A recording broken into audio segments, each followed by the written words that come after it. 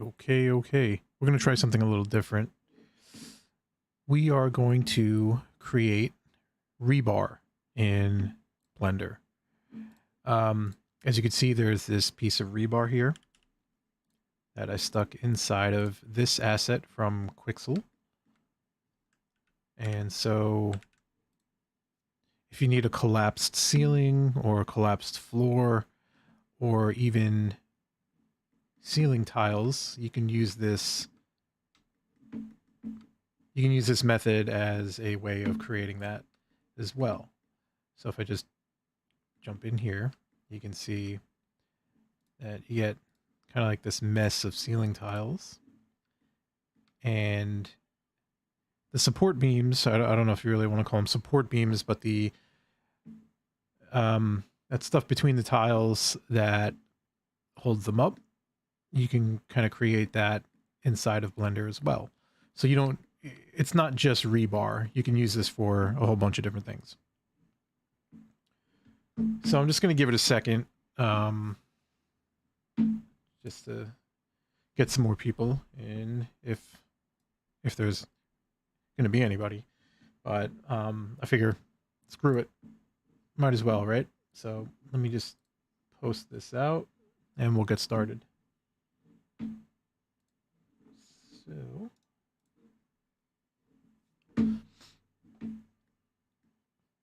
it's pretty easy too. It's not really that difficult to create this asset. I mean, it's literally just cylinders.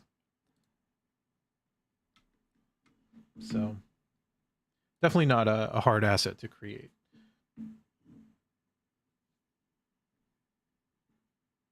So let me just get the link for this video to create this asset. And all right.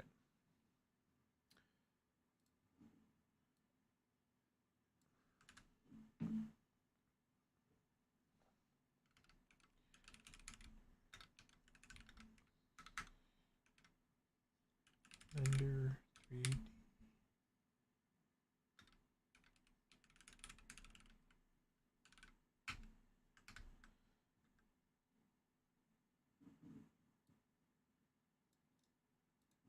All right. And let's put it on threads. Why not? And also LinkedIn. Let's do it.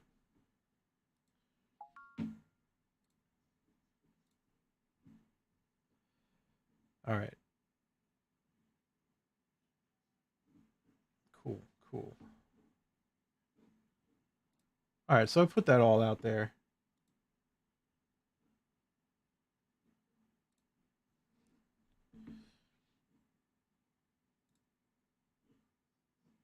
Okay. Cool. So we got a lot of stuff going on here. I'm just going to go into our untextured mode here, and I'm going to move a bunch of these things over. So let's just, actually, you know what? Let me take this and I'll bring it out here as a reference, just so that we have it. I'm just going to move this out of the way. And this as well. So this is, let's see, if it hit 1 on the keyboard, it goes into the front view. So you can kind of see what's going on here. Basically, I'm just lining it up to the floor plane here, so that I have a point of reference here. So the first thing I'm going to do with this is I'm going to create a cylinder. That's the basic shape of our piece of rebar. So I'll do a cylinder, and of course it's too big. We can come in here, and if we just go to, which one is it? It's item, and you can see the measurements here. So this is 24 feet. I think that's feet. Is it 24 inches? So it's just too too wide, obviously. So I'm going to take this, and this is going to be our reference. I'll go into the top view by hitting 7 on the number pad. And I'll come in here and I'll just scale this down and kind of just match it up to the thickness now. I don't know, something like that. It's probably good. And then it's looking good. So if I hit S and then Z, and then I can just scale it along the Z axis. And I have my screencast keys down here, so you could follow along with that, but I'll just kind of call out all the different keys that I'm pressing as we go along. So we want this to kind of line up with what's going on here. So let's just kind of move it. I'm hitting G and then Z so that it locks the movement to the Z axis, which is up and down. And I'm going to hit SZ to scale it down along the Z. And the reason why I'm doing that is if I just hit S and I scale it, it gets wider also. So we don't want that. So if you kind of want to undo what you did as you're in the middle of doing it, like let's say you're resizing something and you just kind of want to put it back to where it was, just right click and it goes back. So let's scale this. And we're looking pretty good here. So that's a good starting point. So I'm just going to move this finished piece out of the way. And I'm going to rotate this on the x-axis. So R, X, and then 90. And that'll lay it flat. And then I'll hit 1. And then I'll just drop this down with GZ. So I'll just drop this down to the x-axis here. And we may as well center it. So GX. And there we go. So I'm going to use this grid as kind of like a guide to show us how we're going to lay this out. But the first thing I want to do is actually hit Tab. And I'm going to look at the geometry here. And you'll notice that we have these lines. Now, if I place it like this, we have these horizontal lines, but we don't have any lines wrapping around vertically.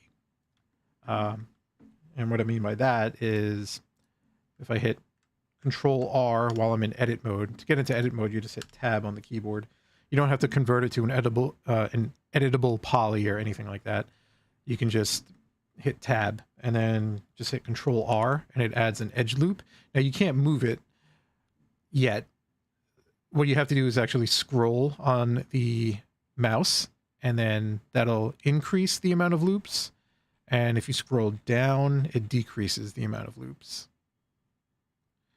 So I want to add a good amount of loops here. So I would say maybe somewhere around there is good. And then now I can just left click and now I can move all the loops. But if I, move them and I kind of didn't want to move them, or I just want to put them back into place where they were, I'll just right click and that'll snap them back. So I think that's enough subdivisions here. So that's looking good. And the last thing we want to do is we want to apply the scale. I'm not going to do it yet because I want to show you what happens if you don't apply the scale. So first thing here, let me switch to textured mode and I'm going to exit out of this full screen.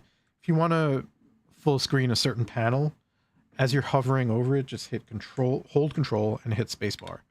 And you'll see that that kind of just increases that. If I do it here, same thing. So I have this texture imported. It's the rusty painted metal texture, which I got from Quixel. So if I just go into my local, it's a rusty painted metal sheet, and there's some other ones too that you can use. Some of them, they have a little bit of color, like this one has like I guess a blue, or yeah, more like a teal or green or something like that.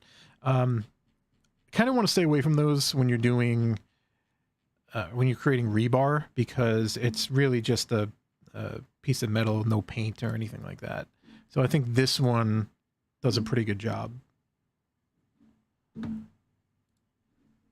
So we get that texture, that rusty kind of texture. So I'm just gonna, you know, after you import it, which basically you just go to your export settings here and make sure Blender is selected, and the add-on should be installed there. So anyway, you would hit export or export down here, wait for it to export, and then it shows up in Blender. So then you can select your mesh, and then you can select the material from this drop-down menu over here. So I'm gonna go with this one. There are certain things that when you import materials from Quixel, they come in all messed up. One of the things that is messed up is the clear coat. This is like up to like 0.8 or something like that, and it looks really bad. It adds like a shine to the surface. If I just go into full rendered view, I don't know if you'll be able to see it, but it adds this disgusting shine to the surface that we really don't, you know, it doesn't look realistic. So turn the clear coat down, and normally the normal for some reason is plugged into the emission strength. So we want to take that out of emission strength and put it into normal. And then a lot of the times the roughness is actually plugged into, let's see, roughness is usually plugged into specular for some reason. So take it out of specular and put it into roughness. You can actually use the roughness plugged into the specular. It just gives it a different look. It makes it a little more shiny. So it's personal preference at that point. But yeah, and then your displacement comes in, and this is the mid-level is set to 0, and then scale is usually 0.1. So I'm just going to show you what that does, but let me just show you this real quick. This is what I was talking about before. If you don't apply the scale, you get this really stretched texture. So it just doesn't look right. And so if you hit Control, select your mesh, right? And then and you can see that this is extended beyond the bounds, and that has to do with the mid-level. We'll get to that. So select your mesh, hold Control, hit A, and then apply the scale. And then once you do that, you can see that the texture is no longer stretched. Now we do have this bulging. This is the original mesh, and this thing has just expanded to be massive. So if we change our mid-level to 0.5, that should bring it back within the bounds of what the original mesh was. That's an issue that it appears in all different programs, but mostly in a lot of the other renderers, they have options where you can correct for that, and Blender is no different. So you can correct for that, but Blender does some really weird stuff if you're not careful. So you really have to make sure that you're not going too far with this stuff. Now, this displacement is a little much. And you can see here, it's just, you see all these weird distortions and jagged lines and stuff. So the first thing we want to do is actually add a subdivision modifier. So subdivision surface here. And I mean, it looks worse, but what we can do is actually fix some of this stuff. First thing we want to do is actually come in here and hit tab, and we want to fix this pointed edge here. So we're going to add a loop cut, and then we're going to drag this all the way up and just about to the edge there. So if I just zoom in here, you can see that this loop cut is just about up to that one. And if you commit that and then you want to change it, just select the entire edge. So you just select one edge and then hold Alt and then click on it, and it should loop around the whole thing. Then you hit GG, so G twice, and then you can slide this and it'll correct it without stretching your texture. So you can just slide this and find a good position for it. So I think right there. And then I'm going to select this loop, which is the edge, and same thing, hold Alt and click on it. Now this one I have to inset. So I'm going to hit I on the keyboard, and then drag it in. And what that's doing is it's kind of insetting from the loop that you selected. So it creates another loop, and you can just kind of play around with that until you get the right setting for that. Now, you can see there's a lot of weird things going on with the mesh here. And a lot of other programs, renderers like V-Ray, they have ways to correct for that. Actually, in V-Ray, it's just a checkbox. But you can see here that we're getting a lot of weird stuff here. So this is too strong. So the scale, I'm going to change to 0.01. And that fixes it, but that edge is too sharp for me. So I'm actually going to come in. And same thing here, if you select this and then you hold Alt and click again, you can hit GG and then slide it that way also. So we'll just kind of correct for this, and we won't go too far. And then for this one, I might have brought this too far up. So again, select that GG and you can slide that. And that's looking pretty good. We could also try adaptive subdivision, and that kind of fixes a lot of the problems that we had. Don't go too strong on the displacement, because you're actually, does what it says. You're displacing the mesh. So you're actually changing the shape of the mesh. So if we go to 0.1, we're still going to get those issues because that's way too strong. So we'll go back. Maybe 0.2 is, sorry, 0.02. That's too strong still, I think. So I'll just do 0.1. Sorry, 0.01. And typically our normal map is set to 1. For this instance, I like to set it to 2 just to get a little bit more of that detail. And one of the other things that I set up beforehand was box projection. So typically you would have to unwrap the cylinder, which basically means it would lay out the UVs on the image, on the texture. But you can bypass that just by doing box projection. And that's exactly what I did here. So to set that up, you would, normally this would be plugged into UV, into the vector. And so it would use the UVs for the texture layout, but we're not going to do that. We're actually going to plug in object. So it'll use the object. And then we have to set each one of these textures. So this is the albedo or the diffuse texture, if you're familiar in 3D Studio Max.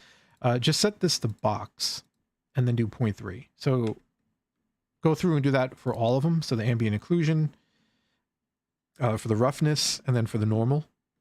And then down here for the displacement as well.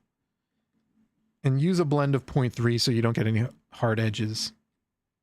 If it needs to loop, that'll just blend it and that'll look good. So this is pretty good. I think if we go into the light, you can kind of see here. We won't get that close because we're never going to get that close, but you can see how good that looks, that detail. Okay, so another thing we can do, and let me just, so yeah, if we're far enough away, you can kind of see here that looks pretty damn good. Of course, if we get really close up, then you can see the flaws, but we're not going to do that. We're never going to be that close up. So now that we have this, oh, we forgot to fix the other edge here. So let's fix this hot dog looking edge, and we'll add a loop and we'll just push it over, and that's pretty good. I'll hit 3 so that goes into face selection mode. So it's 1 for vertices, 2 for edges, and 3 for faces. So we'll select this face. Again, we'll hit I and then inset it. And now we have a better looking edge there. So it's not quite as sharp. Of course, if we wanted it to be sharp, we could always just, you know, move this closer to the edge. So select that, GG, and push that closer to the edge, and you get a little bit of a sharper edge there. So that's fine. We'll just leave it there. And so that's looking good. So now what we can do is we can actually duplicate all this stuff. So let's go back into the textured view, and I'm going to hit 7. So that goes to the top view. And I'm going to select our mesh. I'm actually going to hit Control A and apply the scale again, just to make sure. And I'm going to hit Shift D to duplicate it. Now you can kind of move it wherever, but if you hit X, it'll lock it on the X axis. So we'll just slide this over and just make that full screen so you can see what's going on. Shift D, G, well, you don't have to hit G, so Shift D and then X, and then Shift D, X, and then this one too, so Shift D, X, we'll go in the opposite direction. We have 4, so that's good. Now what we can do is hit Shift D and then drop it right there, and then I'll do R90. And then, so we're creating this grid pattern here.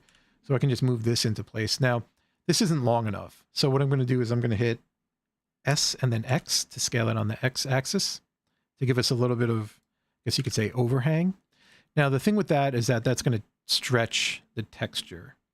You don't really see it too much, but it does. So what we're going to do is select it, Control A, apply the scale, and you can see that now the texture is not stretched.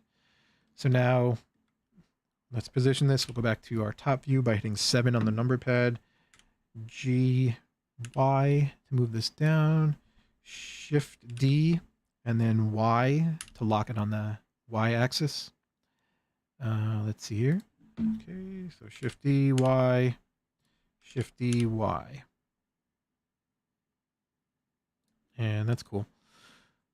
So we have this. I'm just going to view it in render mode just to see what it looks like. So we'll just give that a second. Our sun is back here, so we always want to backlight it. It just kind of looks the best that way. So let's preview this, see what this looks like. Yeah, that's looking good. Okay, cool. So what we can do then is come back here and we can select all of them, and then we can hit Control J to join them together. So that joined them. And what that's going to allow me to do now is that if I select, you know, any one of them, I can just move the whole thing. And you can see here that it actually joins it into one. So it's one mesh. All right. So now we have to bend this thing and add some distortion. So this is, it's not as hard as you think. It's, you just go into edit mode by tapping tab. And that's the reason why we added a bunch of these subdivisions earlier, or these loop cuts, I mean, so that we can actually have a bunch of these here. If we didn't have them, I can show you what happens, but basically I'm going to hit 1 to select the vertices. And if we hit O on the keyboard, we can go into proportional editing mode. And then if I hit GZ to move them up and down, you can see that it's proportionally moving it, right? So whereas if we were not in proportional editing mode and I just hit GZ, it just moves those, which is not what we want. So we'll hit O to go back into proportional editing mode, and we'll just kind of bend this up. And I like to start with like a wider kind of, you know, like a wide kind of bend to affect most of the mesh, or not most of it, but a bunch of it, right? So you want to do like GZ. You want to make sure that this circle is affecting a bunch of that mesh, so we get that, you know, that bend on a lot of it. And then you can kind of go back in, GZ again, shrink this down, and now affect some of the smaller, you know, with a smaller radius here. So GZ, and There you go. One other thing too, we can grab this and hit RY, and we can kind of just rotate it that way. But what I'm going to do actually is expand this out and just rotate it down this way. And then take this one and do RY and shrink that down maybe. So we get a little bit more of a bend in that sense. And then I'll just do like GZ, and I'll make this bigger. Just bring it up just so we can bend these things individually. Right, so maybe not that much. And then this guy didn't really seem to have a lot going on here, so maybe we can bend that and then rotate this to get a little bit more of a bend. And so that's looking pretty good. I think I'll grab this GZ, kind of bring that down. Yeah, just to make it a little different. That's cool. Okay. So this is pretty much ready. Maybe I'll do, let's see, hang on one second.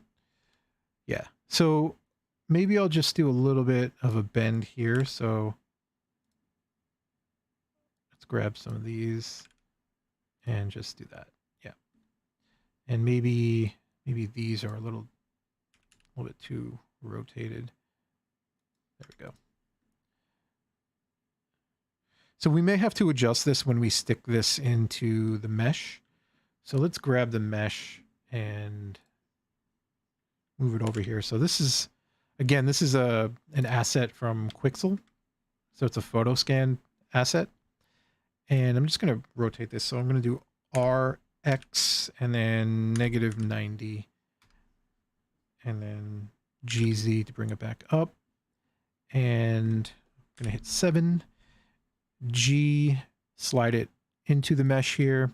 And see what that looks like. Let's go into... All right, so it's hanging at the bottom. Let's go into full render mode so we can really see what this is going to look like. All right, so GZ, we'll bring it up. And I think that's looking good. See, like, take advantage of a lot of these things that are built in, because it looks like there's damage there. So if you stick a piece of rebar in the damage area, it just makes it more convincing.